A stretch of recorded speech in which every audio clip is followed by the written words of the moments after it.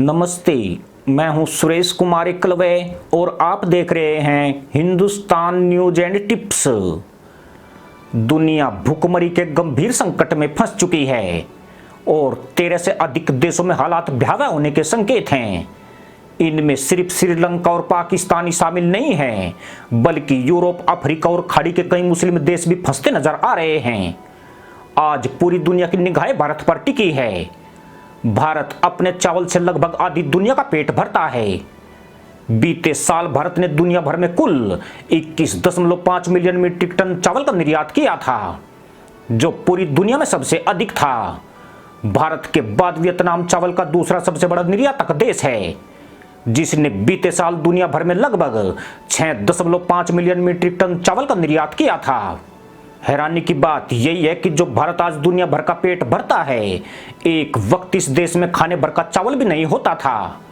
भारत अपना पेट भरने के लिए दुनिया के बड़े देशों की तरफ देखता था। अमेरिका ने तो भारत को भिखारियों का देश तक कहा था। भारत की आजादी के बाद ये स्थिति थी कि उसे अक्सर सूखे का सामना करना पड़ रहा था, जिससे फसल की उपज नहीं हो पाती थी और कई जगहों पर अकाल पड़ना सामान्य बात मानी जाती थी। शायद अधिकतर लोग नहीं जानते होंगे कि उस बुरे दौर में जब भारत दाने दाने के लिए मजबूर था, तब भारत की मदद के लिए ताइवान ने बड़ी भूमिका निभाई थी। ताइवान का चीन से रिश्ता वैसा ही है जैसा भारत का चीन से। 60 के दशक में जब भारत अन्न के संकट से जूझ रहा था, उस वक्त देश में लंबे तने वाले धान की पारंपरिक किस्में हुआ करती थी। ऐसे समय में हमें बोनी किस्म की ऐसी प्रजाति की जरूरत थी जो ज्यादा पैदावार दे सके। यह ठीक ऐसे ही है जैसे ईरान, तुर्कमेनिस्तान और किर्गिस्तान आज हींग के बीज पर कब्जा करके बैठे हैं और उसका उत्पादन अन्य देशों में रोकने के लिए बीज बेचने पर भी कड़े नियम लागू कर दिए हैं।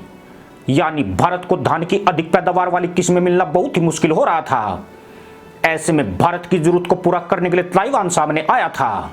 ताइवान ने अपनी धान की प्रजाति ताइचुंग नेटिव एक भारत को देकर कृषि क्षेत्र में एक बड़ी मदद की थी। इसके अलावा ताइवान ने भारत को चावल की अन्य बोनी किस्म IRR भी दी थी। इससे भारत में चावल का खूब उत्पादन होना शुरू हो गया और भारत अपनी जरूरत का काफी चावल उत्पन्न करने लगा। साल 1969 में भारत के वैज्ञानिकों ने इन दोनों प्रजातियों का संस्करण करना शुरू कर दिया और ओडिशा की किस्म T141 का ताइचुंग नेटिव से संस्करण करके जया नाम का धान तैयार किया गया। इसका तना 150 सेंटीमीटर से घटकर 90 सेंटीमीटर रह गया, जबकि उत्पादन लगभग दोगुना यानी करीब 18 क्विंटल प्रति एकड़ हो गया। यह सिलसिला लगातार आगे भी जारी रहा और 80 के दशक तक भारत अपने खाने भर का चावल पैदा करने लगा। ताइवान की इस मदद को भारत कभी नहीं भूल सकता है। तब कई पश्चिमी देशों ने इस मदद को रोकने के लिए ताइवान पर भारी दबाव बनाया था, मगर एक सच्चे दोस्त की तरह ताइवान ने सारे प्रेशर को धत्ता बताकर भारत का साथ दिया था।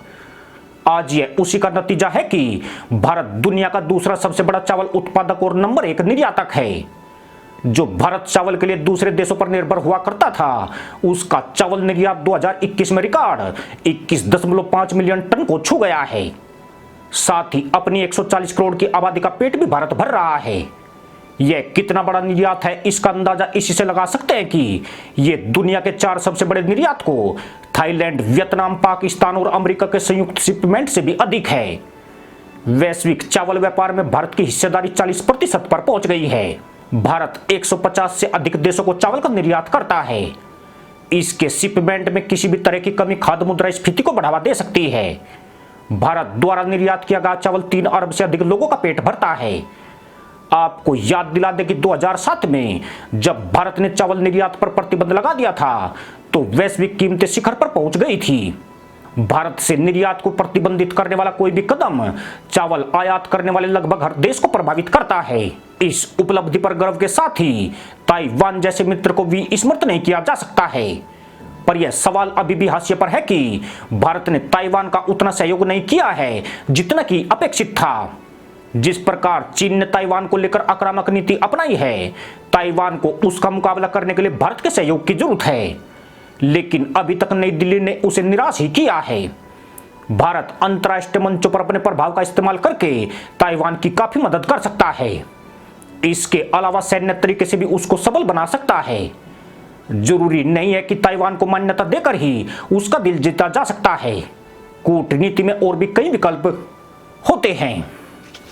इसी के साथ अनुमति दोस्तों, जय जवान जय किसान जय हिंद वंदे मातरम।